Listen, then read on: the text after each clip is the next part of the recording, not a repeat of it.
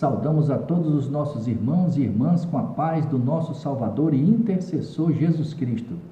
Sejam bem-vindos a mais um estudo da Palavra de Deus. Antes de iniciarmos, vamos fazer uma breve oração.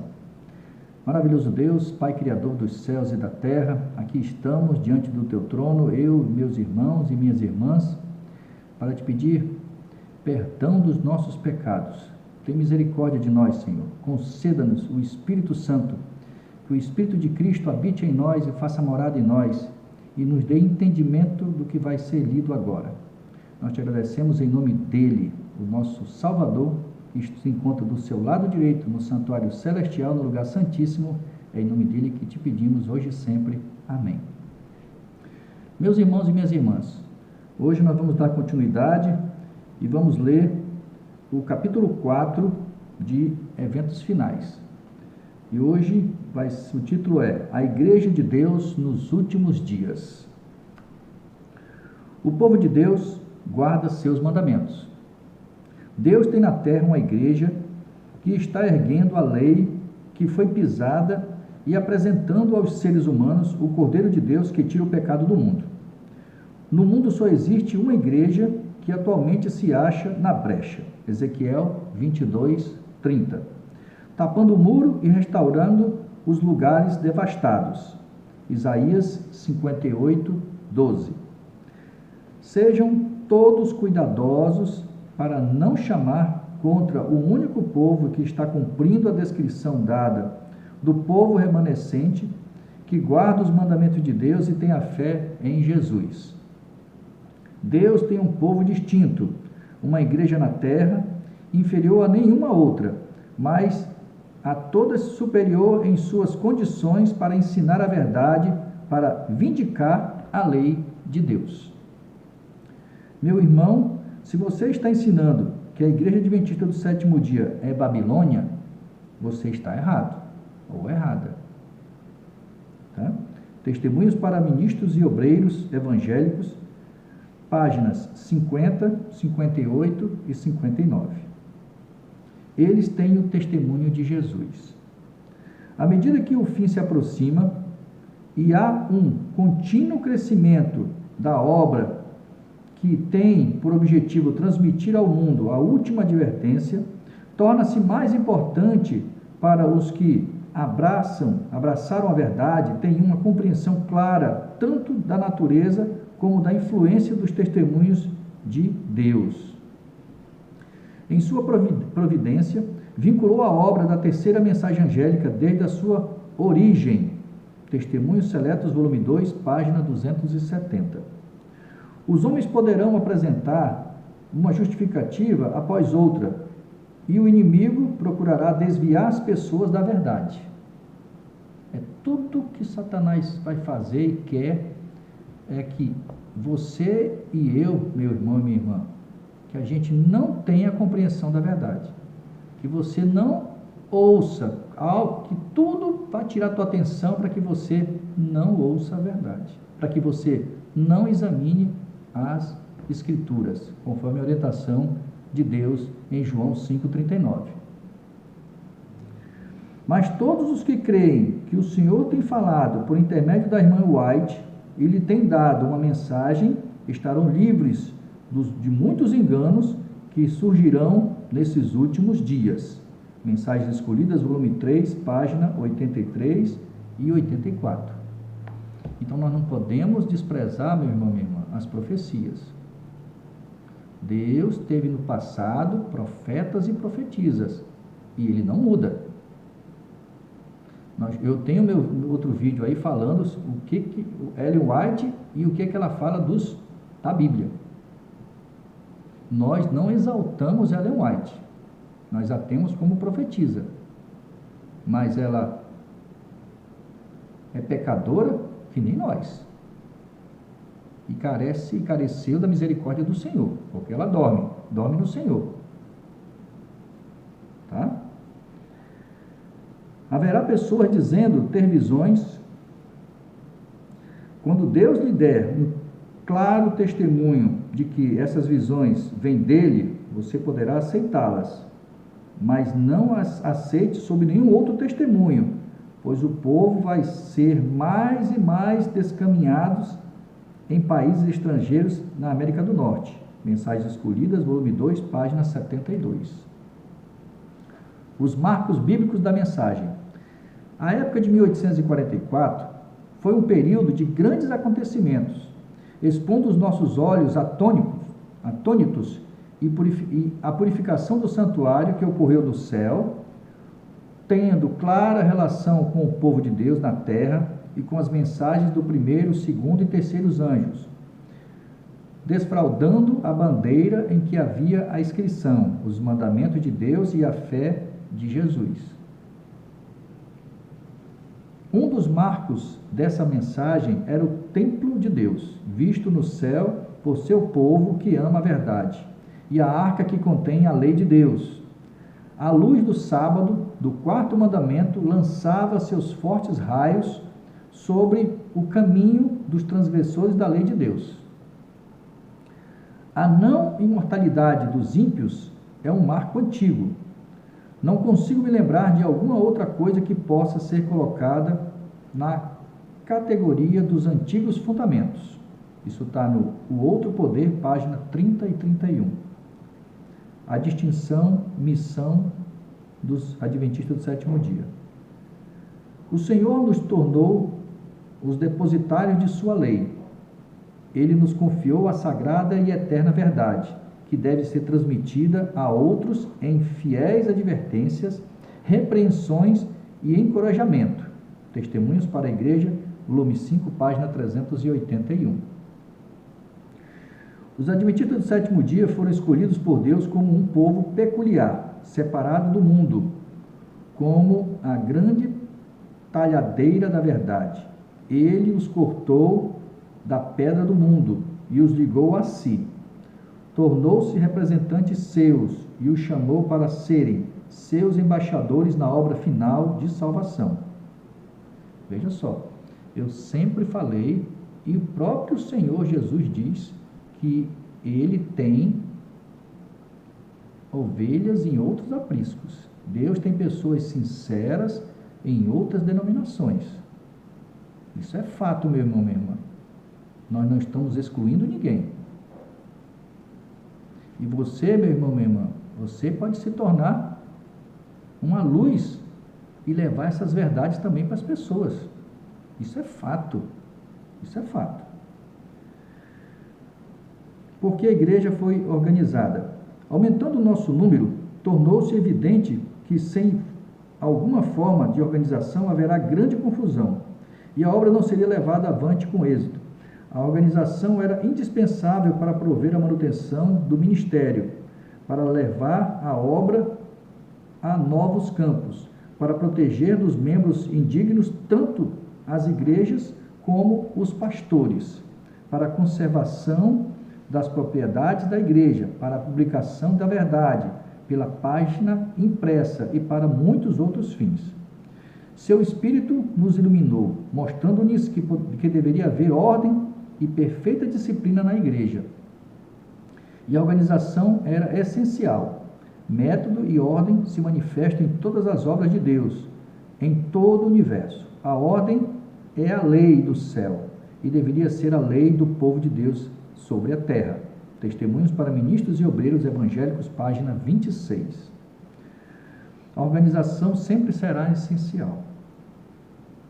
A menos que as igrejas sejam tão organizadas que consigam impor a ordem, não podem esperar nada quanto ao futuro.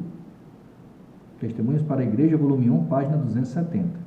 Como Satanás se alegraria se alcançasse êxito em seus esforços de se infiltrar no meio desse povo e desorganizar a obra num tempo em que a organização integral é essencial e constitui a maior força para evitar os levantes espúrios e refutar pretensões não apoiadas pela palavra de Deus.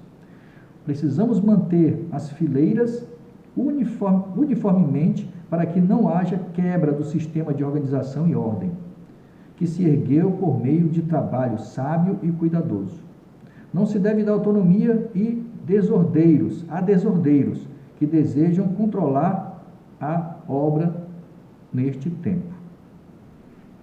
Alguns têm apresentado a ideia de que, ao nos aproximar do fim do tempo, cada filho de Deus agirá independentemente de qualquer organização religiosa, mas fui instruída pelo Senhor de que nesta obra não há esta coisa de cada um ser independente.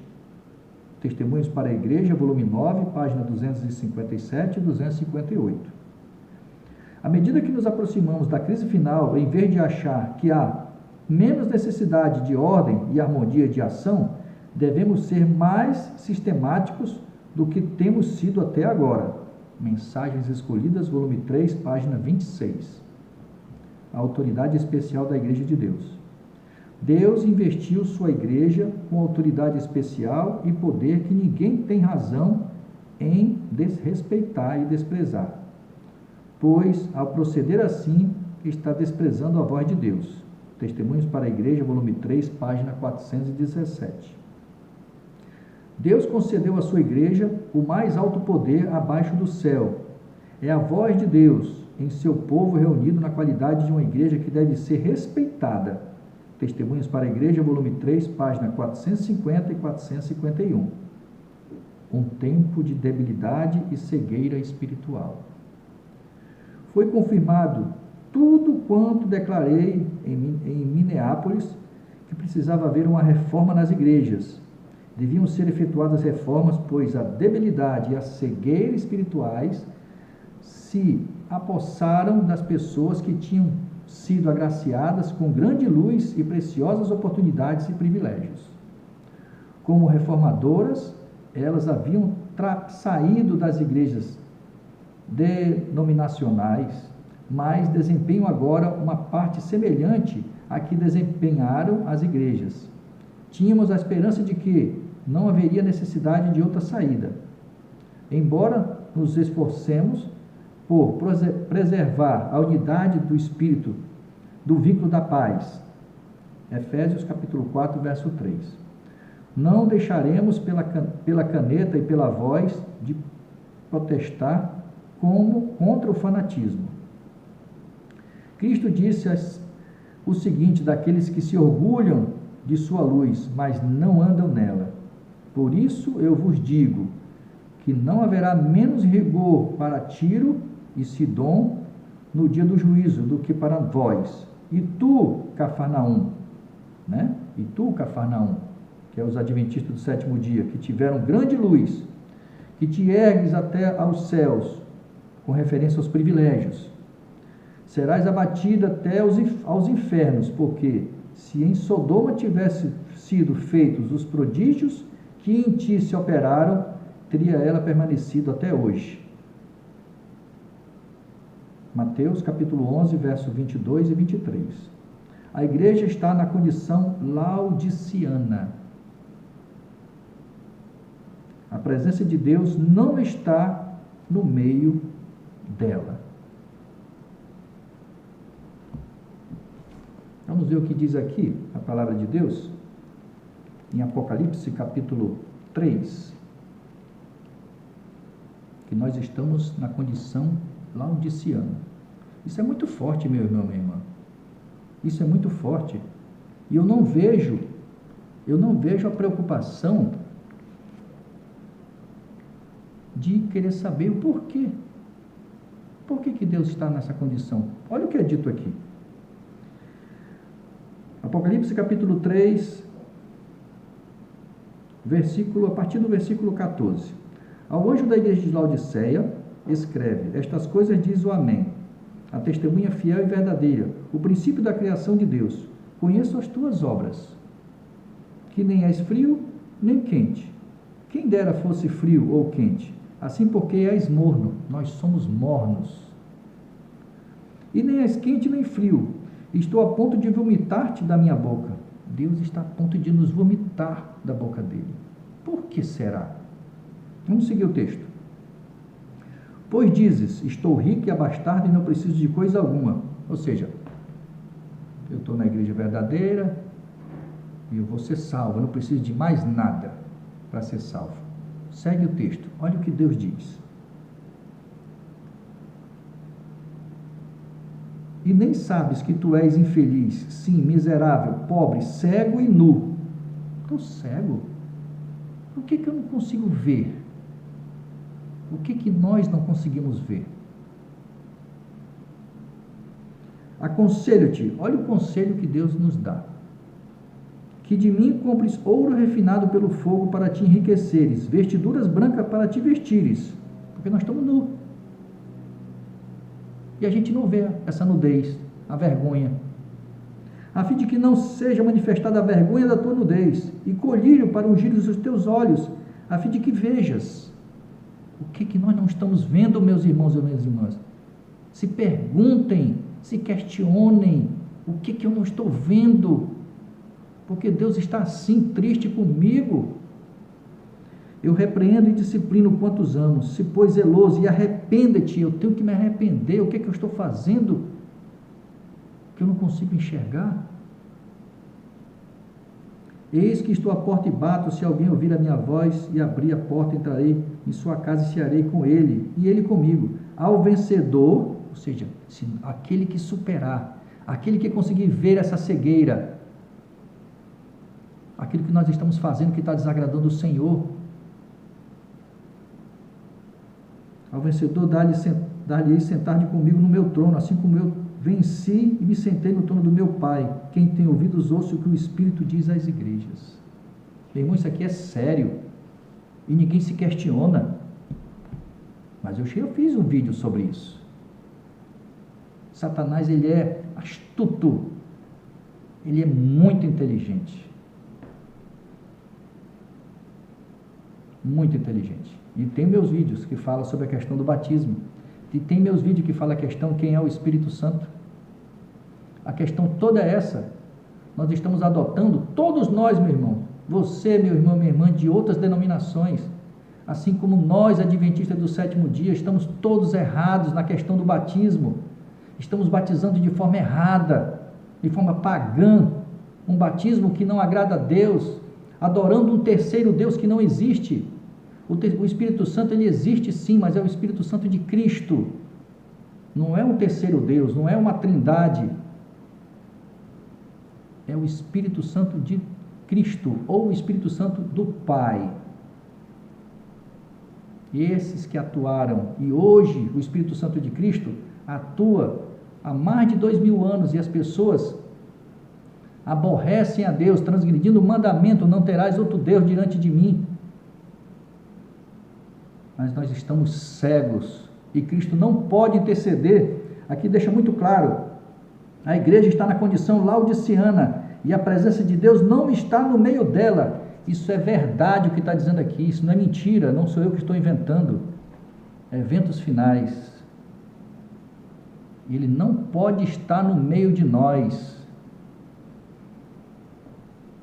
Vai desprezar as profecias? Vai dizer o que está escrito na palavra de Deus é mentira? Na condição que nos encontramos? Meu irmão, nós temos que ser batizados da forma correta, como todos os discípulos batizaram da forma correta, em nome de Jesus Cristo, ou ser batizado em nome do Senhor Jesus. Foi Ele que morreu por nós. Foi Cristo que morreu por nós. Se fez pecador, se fez maldito, como está escrito na Bíblia, por mim e por você. Nós não podemos ser batizados em nome do Pai, em nome do Filho, em nome do Espírito Santo. Não pode. Foi modificado, adulterado esse capítulo da Bíblia. No entanto, Cristo orientou, tem duas orientações na Bíblia. Cristo orientou de uma forma que os discípulos seguiram, e depois aparece uma modificação que foi confirmada no livro do Papa Bento XVI, que ainda vive, que houve adulteração. Lucas capítulo 24,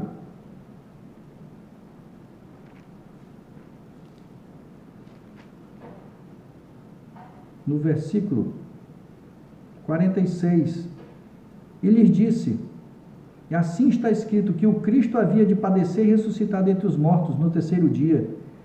Verso 47 de Lucas 24, diz assim, e que em seu nome, se pregasse o arrependimento para a remissão dos pecados, que é o batismo, e a todas as nações, começando de Jerusalém. Meu irmão, minha irmã, que autoridade é essa que é dada aos pastores de batizar de forma errada? Eu não aceito. Eu aceito o que está na palavra de Deus. Maldito o homem que confia no homem. E uma das condições para a salvação é o batismo. Aquele que crê e for batizado de forma correta será salvo. É delicado, meu irmão. É muito delicado. Mas isso cabe a mim e você. Aí você pode fazer uma pergunta para mim: meu irmão, minha irmã, e aí como é que eu vou ser batizado se o pastor não quer batizar dessa forma? Meu irmão, está na Bíblia que é para ser um pastor que tem que se batizar dessa forma? Não. Ele está na Bíblia para dizer para que sejam os meus discípulos. Sejam meus discípulos e batizem da forma correta. Você pode batizar e recebereis o dom do Espírito Santo. Eu não estou aqui, meu irmão, para brincar, para perder tempo, para falar mentiras. Porque mesmo aquele Jeremias 23, que se aplica aos pastores, se aplica a qualquer um, inclusive a mim, se eu mentir para vocês. E eu não quero que as pragas de Apocalipse caiam sobre mim e meu nome seja tirado do livro da vida. Eu tenho que falar a verdade. E eu não tenho que seguir doutrinas de homens ou de igreja. Eu sigo o meu verdadeiro pastor, o único pastor que é Cristo. É isso que você e eu devemos seguir.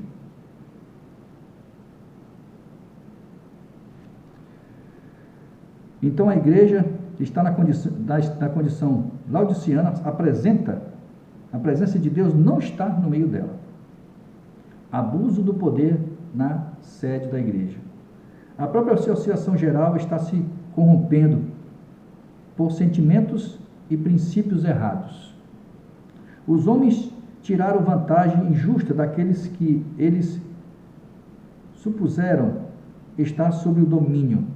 Determinaram coagir os indivíduos por bem ou por mal. O poder arbitrário que se tem desenvolvido como se a posição tivesse feito dos homens deuses faz-me temer e deveria causar temor. É uma maldição onde quer e por quem quer que seja exercido. Testemunhos para ministros e obreiros evangélicos, página 359 a 361. Uns poucos homens têm pesadas responsabilidades e alguns não fazem de Deus o seu conselheiro. O que sabem esses homens das necessidades da obra em seus campos estrangeiros? De que modo poderão saber como decidir as questões que chegam até eles? São necessários 3 meses para que os que estão em campos estrangeiros recebam uma resposta, mesmo que não demorem para enviar a dúvida. Testemunhos para ministros e obreiros evangélicos, página 321. Os que vivem em países distantes não farão o que o bom senso lhe diz que é correto, sem primeiro pedir permissão a Barter Creek. Antes de prosseguir, eles aguardam um sim ou não desse lugar. Não é sensato escolher um só homem para presidir a Associação Geral. A obra da Associação Geral tem se estendido e algumas coisas têm se tornado desnecessariamente complicadas. Tem se revelado falta de discernimento. Deve haver uma divisão do campo ou fazer algum outro plano para mudar a situação atual. Testemunhos para ministros e obreiros evangélicos, página 341. Líderes imprudentes não falam por Deus. A voz de Barter Creek, que se tem sido considerada como autoridade para determinar de que maneira deve ser efetuada a obra, não é mais a voz de Deus. Faz alguns anos que eu considerava a Associação Geral como a voz de Deus. Que esses homens se encontram em um lugar sagrado, para serem como a voz de Deus para o povo, conforme antes acreditávamos ser a associação geral. É algo que já passou. Não há necessidade de uma nova denominação. Vocês estão usando passagens dos testemunhos que falam do fim do tempo da graça e da sacudidura do povo de Deus, que falam da saída dentre esse povo e de outro, povo mais puro e mais santo, que surgirá. Ora, tudo isso agrada ao inimigo. É que nem a questão de membros da igreja que são excluídos, fazem reunião, a comissão reúne e a comissão decide excluir essas pessoas. Não é isso que é orientação. A orientação é: o joio e o trigo, eles crescem juntos, e essa separação quem faz é o Senhor, mas é tudo feito diferente, porque quando você arranca um joio, o trigo fica sensibilizado e sai junto.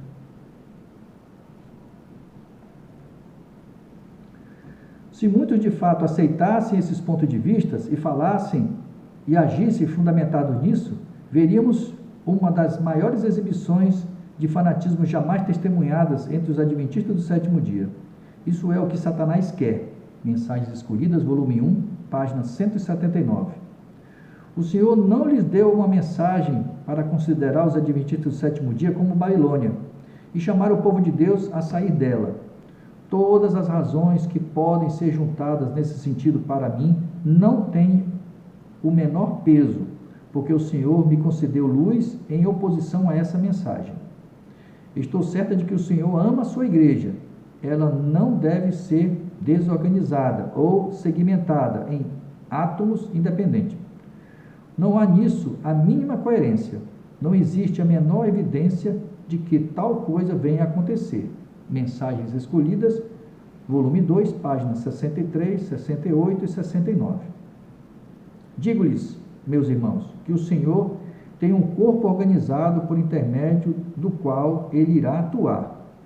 Quando alguém se afasta do corpo organizado do povo, que observa os mandamentos de Deus, quando começa a pesar a igreja em balanças humanas e acusá-la, pode ficar certo de que Deus não o está dirigindo. Essa pessoa está no caminho errado. Mensagens Escolhidas, volume 3, páginas 17 e 18. Deus colocará tudo em ordem. Não há necessidade de duvidar, de estar temeroso de que a obra não seja bem sucedida. Deus está à frente da obra e colocará tudo em ordem. Caso haja alguma coisa necessitando serem ajustadas na direção da obra, Deus cuidará disso e atuará para endireitar todo o erro. Temos fé em Deus. Vai conduzir a nobre embarcação que transporta o seu povo em segurança até o porto. Mensagens Escolhidas, volume 2, página 390. Não tem Deus uma igreja viva? Ele tem uma igreja, mas é a igreja militante e não a igreja triunfante. Entristecemos-nos de que haja membros defeituosos, de que haja joio no meio do trigo. Embora existam males na igreja e tenham que existir até o fim do mundo, a igreja destes últimos dias deve ser a luz deste mundo, poluído e desmoralizado pelo pecado. A igreja frágil e defeituosa, precisando ser repreendida, advertida e aconselhada, é o único objeto na terra ao qual Cristo confere sua suprema consideração. Testemunhos para Ministros e Obreiros Evangélicos, página 45 e 49. As fortalezas de Satanás jamais irão triunfar. A vitória acompanhará a terceira mensagem angélica, como o capitão do exército do Senhor derrubou os muros de Jericó. Assim triunfará o povo que guarda os mandamentos do Senhor, e serão derrotados todos os elementos oponentes. Testemunhos para Ministros e Obreiros Evangélicos, página 410. Distribuição de responsabilidade. O que necessitamos agora é de reorganização, precisamos começar pelos alicerces e edificar sobre um princípio diferente. Há homens que estão à frente de nossas várias instituições, dos interesses educacionais e da associação em localidades e estados diferentes. Todos eles devem ser homens representativos, ter voz ativa para elaborar e aprovar os planos que serão postos em execução. Deve haver mais de 1, 2 ou 3 homens para atender a todo o vasto campo. A obra é grande e não há uma mente humana que por si só possa planejar o que precisa ser feito. Quero destacar que Deus não concedeu poder como de um rei a ninguém em nossas fileiras para controlar este ou aquele ramo da obra. O trabalho tem sido restringido pelos esforços para controlá-lo em todo sentido. Precisa haver uma renovação, uma reorganização, tem que ser concedido mais poder e autoridade às comissões. Mas essas comissões, meu irmão, falando em comissão, eles têm que ser corajosos para se firmar na verdade. Porque eu já participei de comissão e a comissão votou contra o que diz o assim diz o Senhor. Ou seja, foram covardes. Comissão tem que se firmar na verdade. Comissão para ir contra a palavra de Deus, misericórdia. Deve ser formada novas associações. Estava de acordo com o plano de Deus que fosse organizada a união na Oceania. Não é necessário pedir o conselho de Barter Creek a milhares de quilômetros de distância e ter que esperar semanas pela resposta. Aqueles que se encontram no próprio local devem decidir o que tem que ser feito. A atuação de Deus na Assembleia de 1901. Quem você acha que tem estado entre nós desde que começou essa Assembleia? Quem tem mantido afastados os aspectos censuráveis que geralmente aparecem numa reunião como essa? Quem tem andado de um lado para o outro nos corredores deste tabernáculo? O que Deus do céu e seus anjos, e eles não vieram até aqui para nos censurar, mas para nos conceder mentes sãs e tranquilas. Eles têm estado entre nós para realizar os projetos de Deus e deter os poderes das trevas, para que não fosse impedida a obra que ele queria que se realizasse. Os anjos de Deus têm atuado em nosso meio. Nunca fiquei tão surpresa em toda a minha vida do que pelo rumo que as coisas tomaram nessa reunião. Esta obra não é nossa, é conduzida por Deus. Foram-me apresentadas instruções a esse respeito, mas até que a questão fosse resolvida nesta reunião, não conseguia entender estas instruções. Anjos de Deus têm andado de um lado para o outro nessa congregação. Desejo que cada um de vocês se lembre disso. E desejo que se lembre também de que Deus disse que curaria as feridas de seu povo. Durante a Assembleia da Associação Geral, o Senhor atuou poderosamente em favor do seu povo. Toda vez que penso nessa reunião, uma agradável solenidade se apodere de mim, despertando um profundo senso de gratidão. Vimos os majestosos passos do Senhor ao nosso Redentor. Louvamos seu santo nome, pois ele trouxe livramento a seu povo. Tem sido necessário organizar uniões para que a Associação Geral não exerça um domínio arbitrário sobre as associações.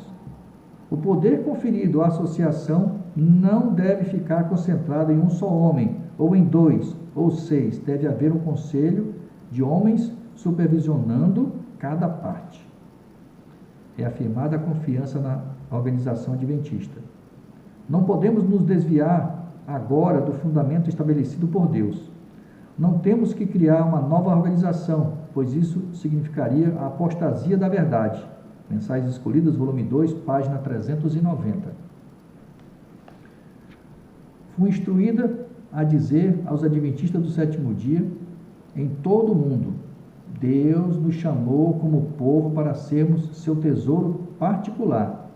Ele designou que sua igreja na terra esteja perfeitamente unida no espírito e conselho do Senhor dos exercícios até o fim do tempo. Mensagens Escolhidas, volume 2, página 397. Por vezes, quando um pequeno grupo de homens, aos quais se acha confiada a direção geral da obra, tem procurado, em nome da associação, executar planos imprudentes e restringir a obra de Deus. Tenho dito que eu não poderia, por mais tempo, considerar a voz da associação geral, representada por esses poucos homens, como a voz de Deus. Mas isso não equivale a dizer que as decisões de uma associação geral composta de uma assembleia de pessoas representativas e devidamente designadas de todas as partes do campo não deva ser respeitada. Deus ordenou que os representantes de sua igreja de todas as partes da terra, quando reunidos numa assembleia geral, tenham autoridade. O erro que alguns estão em perigo de cometer é dar a opinião e ao juízo de um homem ou de um pequeno grupo de pessoas, a plena medida de autoridade e influência de que Deus revestiu sua igreja no juízo e na voz da associação geral reunida para fazer planos para a prosperidade e o progresso de sua obra. Testemunhos para a Igreja, volume 9, página 260 e 261. Deus investiu sua igreja de especial autoridade e poder, por cuja desconsideração e desprezo ninguém pode se justificar, pois aquele que procede assim despreza a voz de Deus. Atos dos Apóstolos, página 164. Sou animada e beneficiada ao compreender que o Deus de Israel ainda guia seu povo e que continuará com eles até o fim. Mensagens Escolhidas, volume 2, página 406. Uma declaração de William White. Eu lhe contei, a senhora Lida Scott, como minha mãe considerava a experiência da igreja remanescente, e falei sobre o seu ensino evidente de que Deus não permitiria que essa denominação apostatasse tão completamente a ponto de surgir outra igreja. Tá? O reavivamento espiritual ainda é necessário.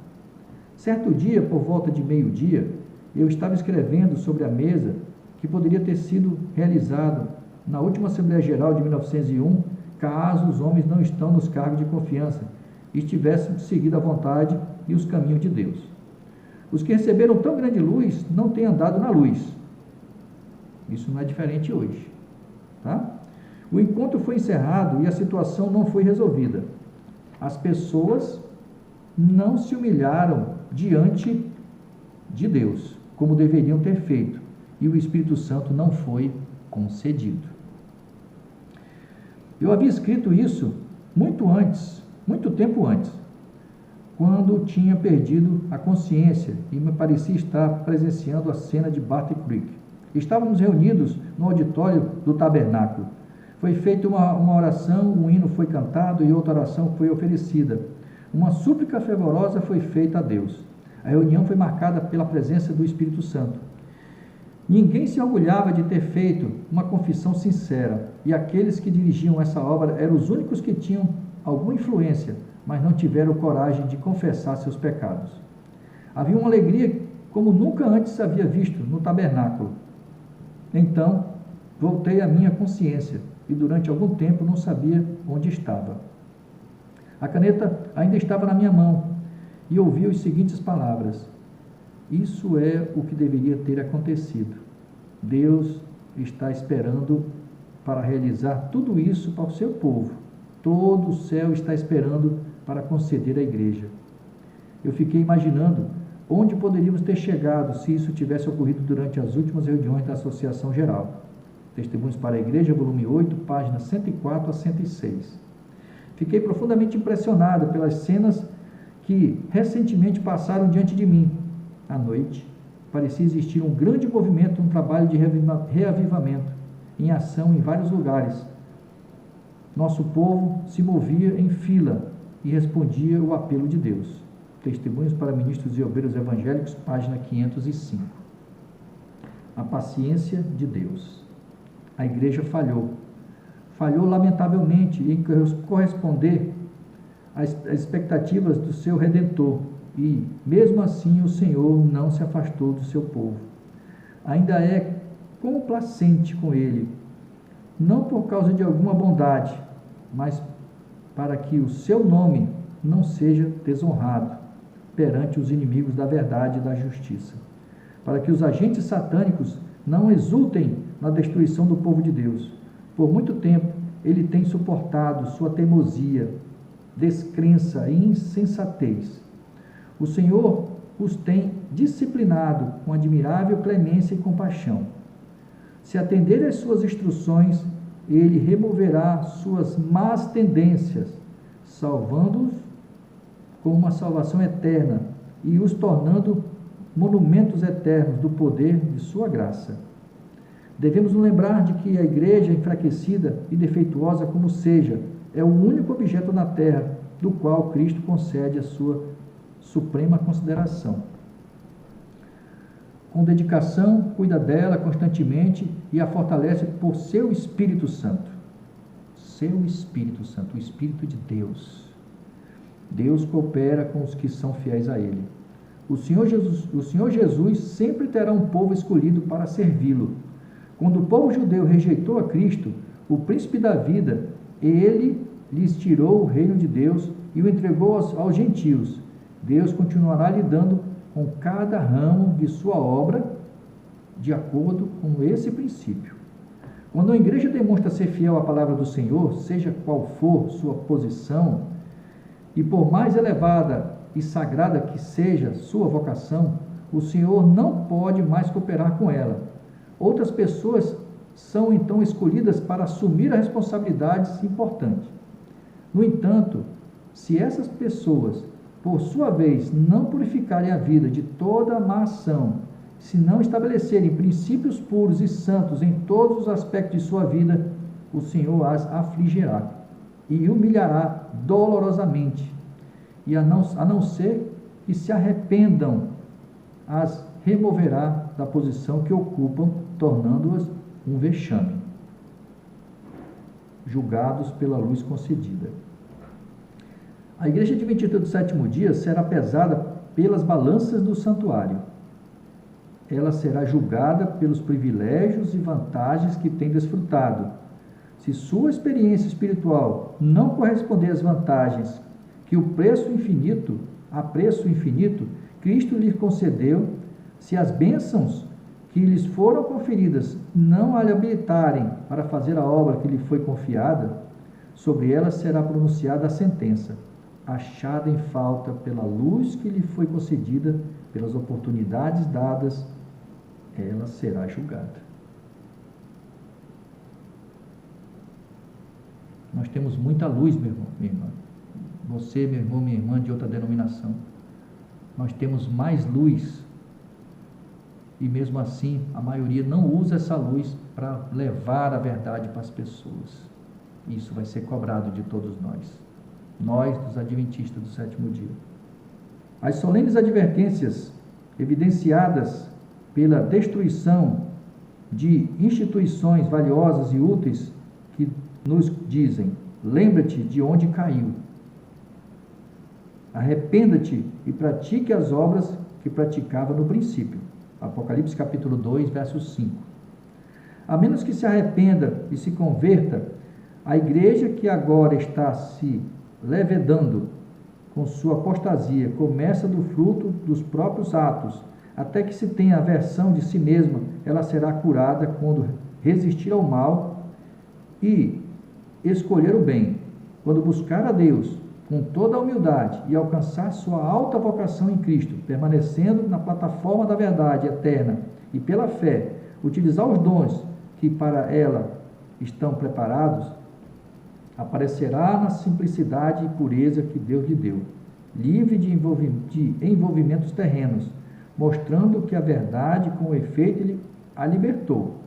Então seus membros serão realmente os escolhidos de Deus, os seus representantes. Testemunhos para a Igreja, volume 8, página 247 a 251.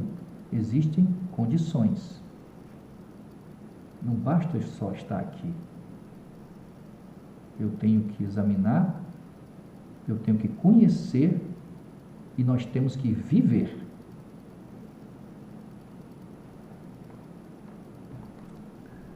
Uma advertência para nós. Nesses últimos dias, o povo de Deus será exposto aos mesmos perigos que o antigo Israel. Os que não aceitarem as advertências que Deus dá cairão nos mesmos perigos que Israel do passado e não poderão entrar no descanso por causa da incredulidade. O antigo Israel sofreu calamidades por causa dos corações não santificados e das vontades insubmissas. Sua rejeição final como nação foi o resultado da própria incredulidade, confiança em si mesmo, impenitência, cegueira mental e dureza de coração. Em sua história há um aviso de perigo para nós.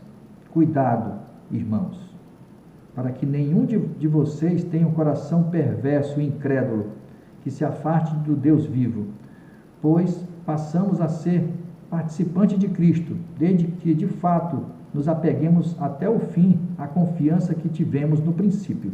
Hebreus capítulo 3, versículo 12 e 14. Isso está também em carta 30, de 1895.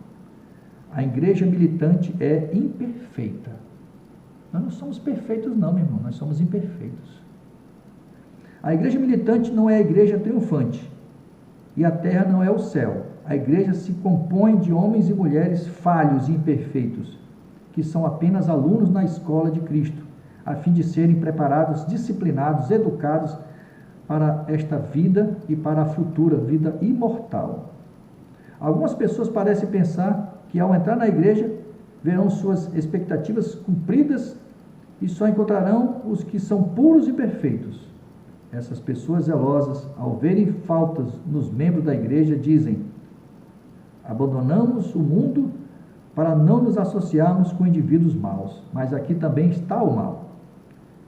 E perguntam, como os servos da parábola: de onde veio o joio? Mateus 13, 27. Mas não precisamos ficar assim decepcionados, pois o Senhor não nos autorizou a chegar à conclusão de que a igreja é perfeita, e todo o nosso zelo não terá êxito em tornar a igreja militante, tão pura quanto a igreja triunfante. Testemunhos para Ministros e Obreiros Evangélicos, página 47. A igreja triunfante. A obra está prestes a ser concluída. Os membros da igreja militante que se demonstrarem fiéis farão parte da igreja triunfante. Evangelismo, página 707. A vida de Cristo estava repleta de mensagens divinas do amor de Deus, que ele desejava intensamente transmitir aos outros. O rosto dele irradiava compaixão e sua conduta se caracterizava pela graça, humildade, verdade e amor. Todo membro de sua igreja militante deve manifestar as mesmas qualidades se desejar fazer parte da igreja triunfante. Fundamentos da Igreja Cristã, página 179. É isso, meu irmão, minha irmã. Nós precisamos nos firmar. Essa é a condição da Igreja de Deus nos últimos dias. Então nós temos que buscar o Senhor verdadeiramente, obedecer os seus mandamentos, todos eles, e deixar de comodismo, sairmos da comodidade e examinar as Escrituras, saber se estamos fazendo aquilo que Deus nos orienta, porque nós seremos cobrados, meu irmão e minha irmã. Não vai ter justificativa aqui, assim como não houve para Adão e Eva. A palavra de Deus está aqui, é só abrir e seguir, nós saberemos aonde estamos.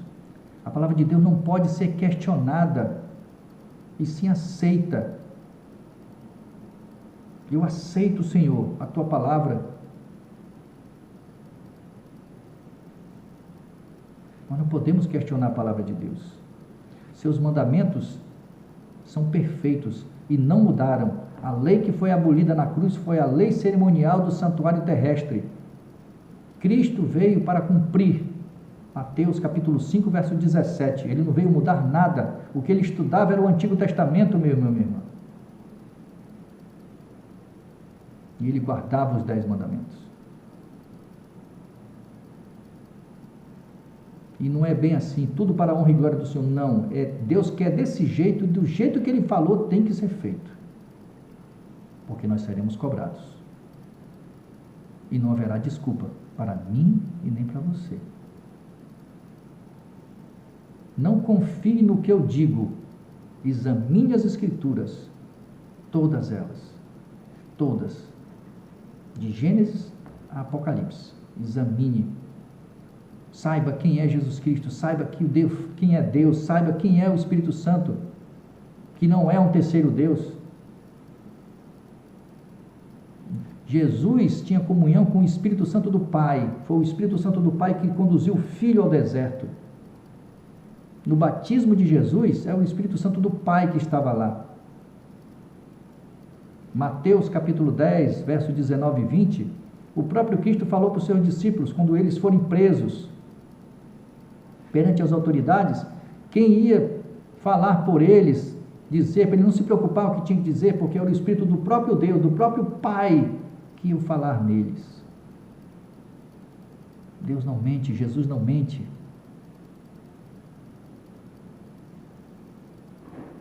A palavra de Deus diz, ao Filho ninguém conhece a não ser o Pai, e ao Pai ninguém conhece a não ser o Filho. Cadê o Espírito Santo? Meu irmão, vamos sair dessa cegueira. Vamos ter coragem. Eu não vou falar nada não, que eu tenho medo do meu pastor, tenho medo dos líderes. Não seja covarde, meu irmão, minha irmã. Os covardes não entrarão no reino do céu. Está na palavra de Deus. Tenha coragem. Reaja. Acorde, meu irmão, minha irmã. Deus está triste com todos nós, que estamos sendo batizados em nome de uma trindade que não existe.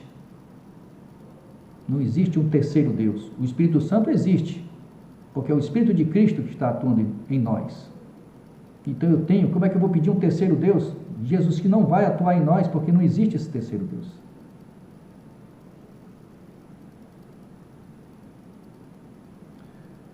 No próximo vídeo nós vamos estudar sobre a vida devocional do remanescente, é o capítulo 5. Reflita, meu irmão, em tudo que foi dito. Fique na paz do nosso Salvador e intercessor Jesus Cristo. Que Deus te abençoe. Um beijo no seu coração, meu irmão e minha irmã. Amém.